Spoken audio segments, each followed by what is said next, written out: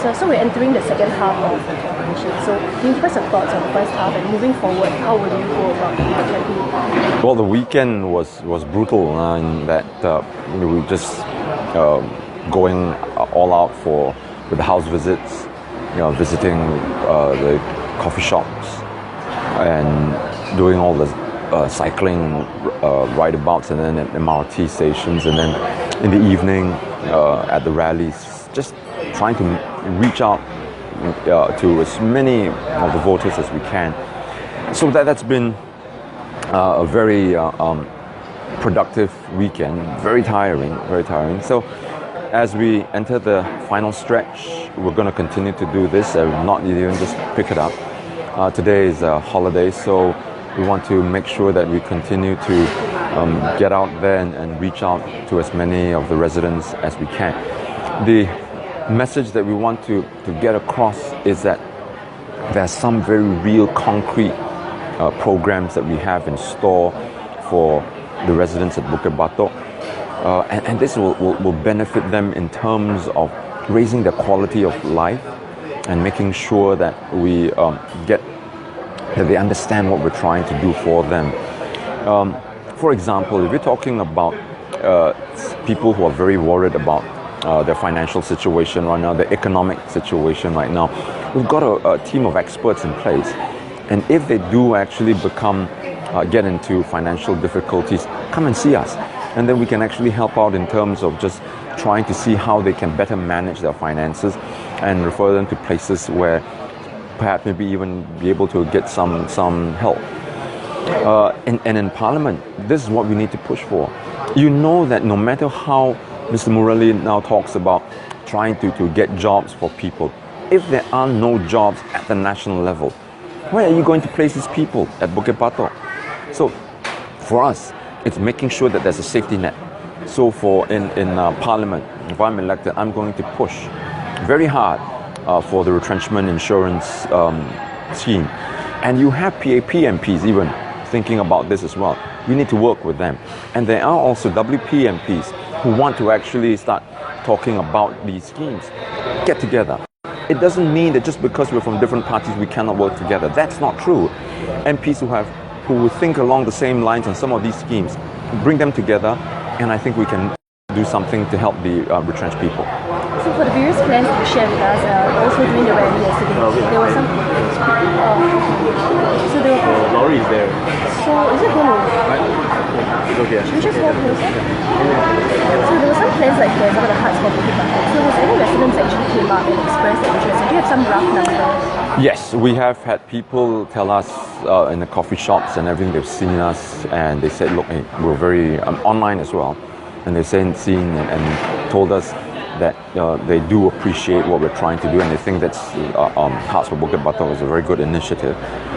There are a lot of people who need some kind of social support, and we're not just talking about financial support. That's the matter as well. But in terms of just the social support, the elderly, for example, during the day when everybody goes to work, what do they do? So you heard of these people coming on and say they're bored out of their minds, and this is where they begin to deteriorate very quickly.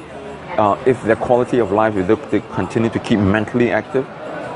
So Hearts for Bukit Batok is something which we want to get people involved.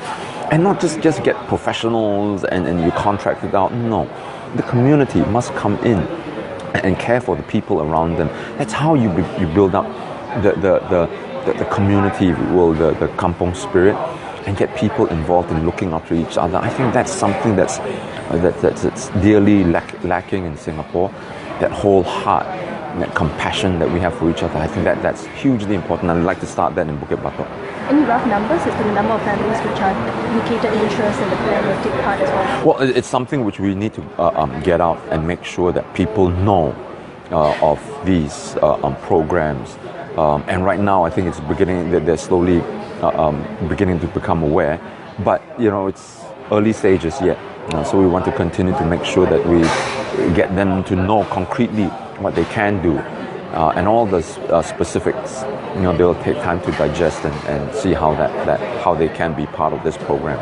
So no numbers yet? No. I mean, of course, at this stage, we're just putting the message out and getting as many people to know the situation as possible. Any other plans for Bukit Batok which you feel until now you've not touched on yet that you want to review and share more? You know, the one thing that I want to emphasize on is the Meet the People session. I've heard repeatedly that they have to wait, you know, sometimes even a couple of hours just to ask the MP to write a simple letter. Why? It's something which I think we can handle very easily if the MP were to spend more time in the constituency, meaning full time, right? You have more than one people Meet the People session, depending on the demand, right? And don't make people wait so long. And this is what we want to be able to get across. And if you only can do it at night, what are people who are on night shift? What are they going to do? So are they going to miss out on you all the time? But you've got to be there.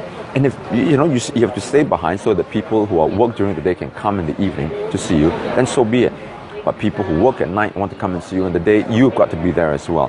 So I think this is no two ways about it. The MP has to be full-time in order to serve the residents effectively.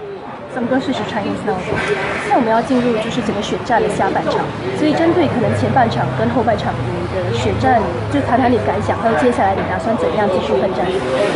这几天提名以后，我们真的好像也特别忙，因为你白天的时候就要去访问居民了，那晚上就有群众大会，然后我们也是有骑这个脚踏车去拜访这边的选民，所以这过几天真的也是很多要做的。我们最主要就是说我们要宣传我们这些有对无极八度的计划，我觉得好像这些我们的这个计划都很对无极八度的居民，觉得他们会好像觉得会有意思有意义。所以这些东西我们都是要慢慢的跟他们解释，再下来这几天，我们还有大概4天我们还是继续，我们要增加了我们这些活动更多这些居民他们宣传我们这些计划。你会改变你的战略吗？还是会就是比较集中式的针对哪些居民之类的？现在我们我们到处整个区我们有去拜访每一座，但是有些人当然他们我们去的时候他们不在，那么我们要回去看他们会最近这个会不会在我们可以跟他们拜访他们，所以这个时候我们这个下来的时候其实要慢慢的再继续做我们这些活动了。那这次你就谈到一个关于裁员就保险之类的计划，然后就是穆仁李先生你的就是他就之前就针对进行配对就做出了一些就建议了，然后你对他的配对计划有什么样的看法？我觉得在这个时候新加坡人特别很关心他们这个工作了，好像很多人就被裁员，我是觉得穆仁李那边他们有什么办法，有什么计划来帮这些人吗？他们这行动党就是讲说他们要替他们找工作，但是在国内工作也现在政府也没有办法把弄出来多一点工作，所以这些人呢要去哪里找工作呢？所以我是觉得在这个裁员保险的事情我们真的要把它推在国会里跟它推动我是觉得新加坡人现在很担心，如果我们能够他们能够有一个国会议员替他们，好像叫他们你比较放心，我们在这个时候我们提出来，你真的如果被裁员的时候，你多多少少还有人家来帮你们忙还有政府可以来帮你们忙。现在他们如果被裁员的时候，你回来就没有薪水了，那怎么办？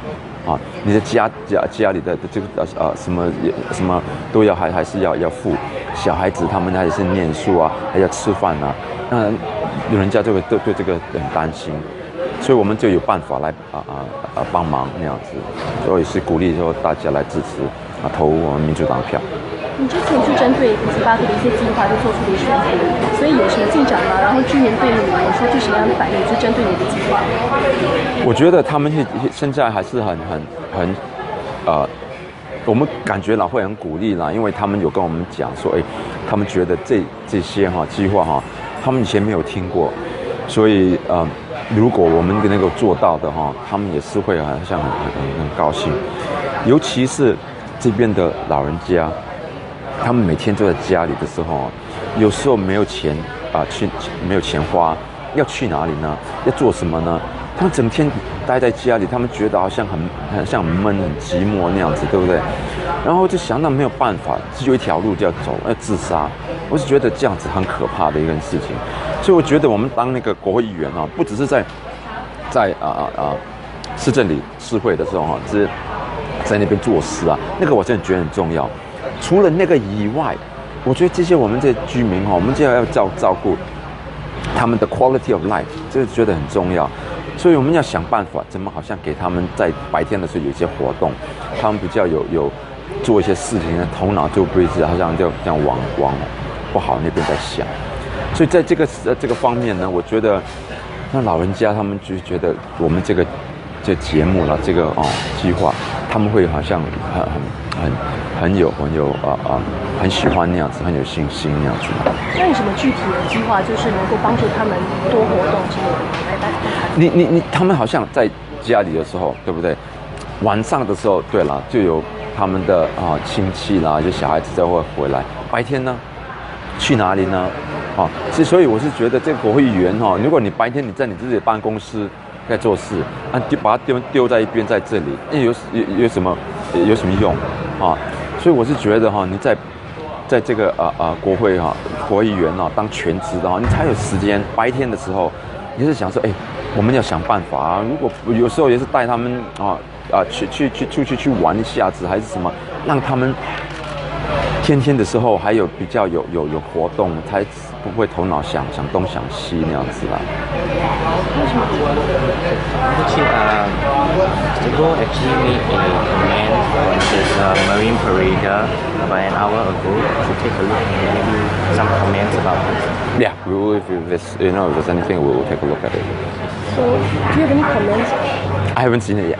So later on, I'll take a look at it, and if any comments, I'll let you know. So you made a response, right? Yes. Thank you so much, everybody. Thank you. Take care.